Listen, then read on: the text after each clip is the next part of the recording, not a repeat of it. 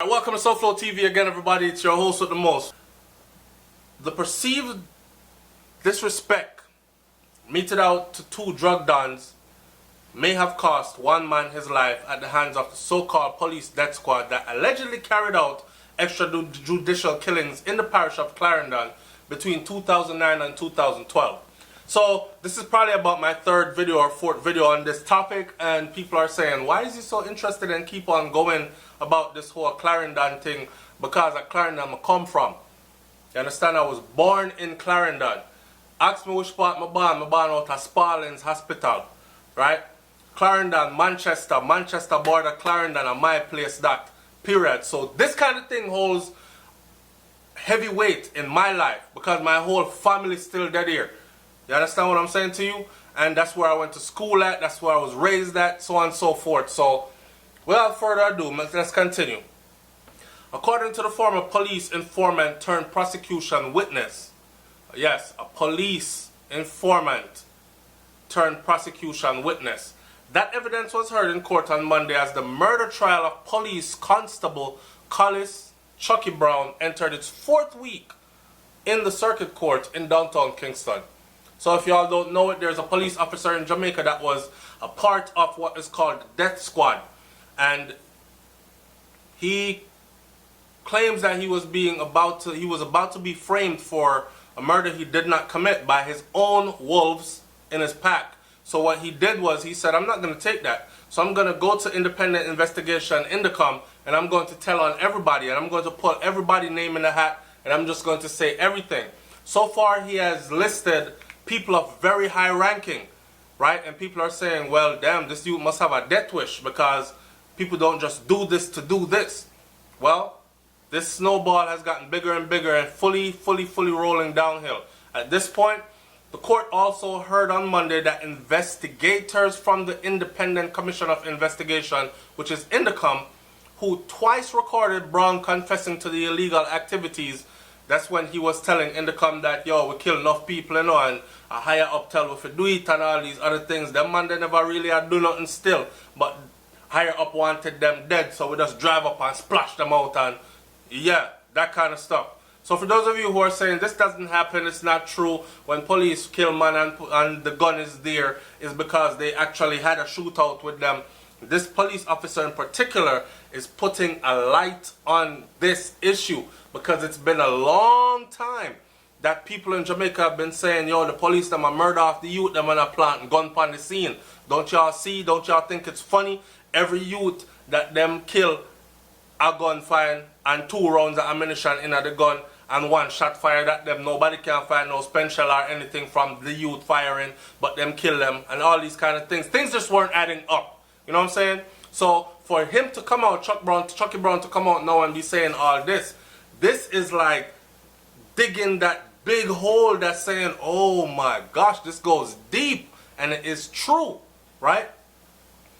Twice recorded Brown confessing to the illegal activities provided the cops with recorded devices in a bid to entrap his superiors and colleagues who took part in or directed the nefarious activities. Now, Brown had been indicted on 5 charges, 3 counts of murder, wounding with intent, and conspiracy to commit murder. On Monday, the witness told the court that he provided Brown with information on Dwayne Douglas, who was killed, along with Andrew Pearson, on Swansea Main Road in Clarendon. This is a police informant that is correlating with Brown's story, and Brown is the police officer that was a part of the death squad that is saying, yes, we kill people, and so on and so forth. Here's a police informant that's actually backing up his story and is saying, yes, me give him the information. He provided Brown with the information on Dwayne Douglas, who was killed, along with Andrew Pearson on Swansea Main Road in Clarendon in December of 2012. Wow. Apart from these 2 killings, Brown has been charged with murder in relation to the January 2009 shooting of Robert Gutty Dawkins on the Palmer's Cross Main Road, also in Clarendon. But I won't even want to go to Palmer's Cross, you know, because I look like man just get slapped out, that's like nothing. The prosecution witness told the court that he was introduced to a superintendent attached to the Maypen police station. He said he offered to help as he wanted to see a reduction in crime in and around the Rocky Point community. So I don't know what kind of informant this and how he knew so much to be able to tell so much, but apparently he's painting himself as a good citizen that wanted to see crime reduced, so he was informing to the police. The superintendent reportedly offered him 25 grand for a small gun, a handgun, and 50,000 for a big gun. That's a gun cheap. And maybe because they are foreign, 50,000 is.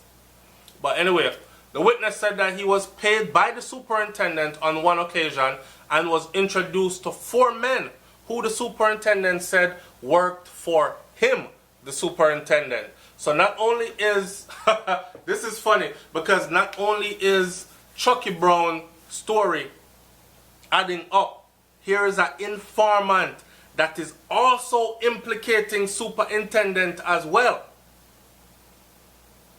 Later on, one of the men would describe Constable Chuck Brown as the Great Chucky, who was also described as the boss. Yeah, man, the boss that. And Chuck is no boss because Chuck had boss himself. But like Chucky said, he was willing to do wickedness, kill people and all these things as the orders came down. So of course, people on the lower level, where they are ground level, they're going to respect that. Yo, dog, I am killed so-and-so, you know, and so-and-so. Who's in the streets? No. You know what I'm saying? The witness told the court that he provided Brown with information between 2009 and 2012. 3 years of informing. He also said that he provided information on Douglas, including his whereabouts on the day he was killed, along with Fearson. Wow. How does some people sleep at night? According to the witness, Brown also told him that Douglas was wanted because he had been involved in a shootout and had discussed one of his boss and 2 of his dons. Wow.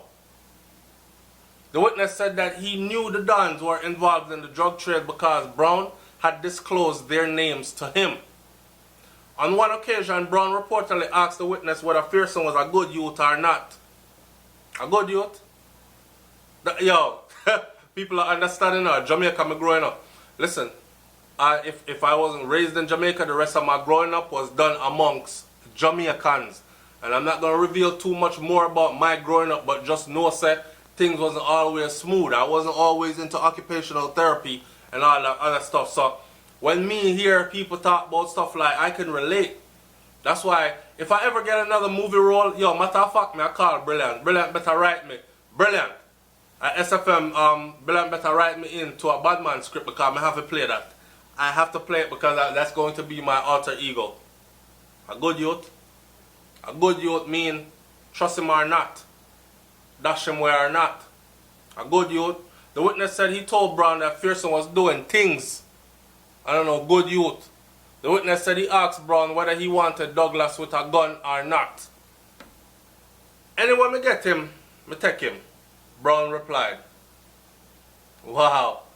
According to the witness, who went on to detail how he rented a car a week before the 2 men met their demise. On the day in question, the men reportedly borrowed the car to travel outside of Clarendon. The witness confessed to calling the men several times to ascertain their location and would in turn relay that information to Brown. So you have to be careful who you trust. The men were subsequently shot and killed. So Brown trailed them. And this witness is here saying, yeah, me call them. Me know them rent the car a week before for left Clarendon. Me call them. Me make sure me know them location. And me tell Brown where them there. And him find them, follow them and kill them. This people, are you catching the magnitude of this or what? Meanwhile, the senior investigator at Indicom, Warren Williams, told the court on Monday that the oversight body gave Brown secret recording devices to tape conversations between him and his superiors in the Clarendon division, at whose instruction he had death squad members reportedly carried out illegal killings, planted guns on victims, and concocted the evidence with the help of the Clarendon Criminal Investigation Bureau, CIB. However, Williams told the court that the material captured on the wiretap was not sufficient to bring charges against anyone. I said, watch in the coming up. Watch in the coming up. Alright. Under cross-examination from the defense, Williams also denied that Indicom made promises to Brown in exchange for his cooperation. The trial continues. I saw. So, Patricia says, this is a script for a movie. And I fully agree. People, like, comment, share, subscribe, leave your comment in the comment section below, and stay tuned for the next part coming up, where we're going to talk about Chuck Brown urged informants to keep their mouth shut about these murders. Alright? I'll see you in that next video. I'm out. Peace.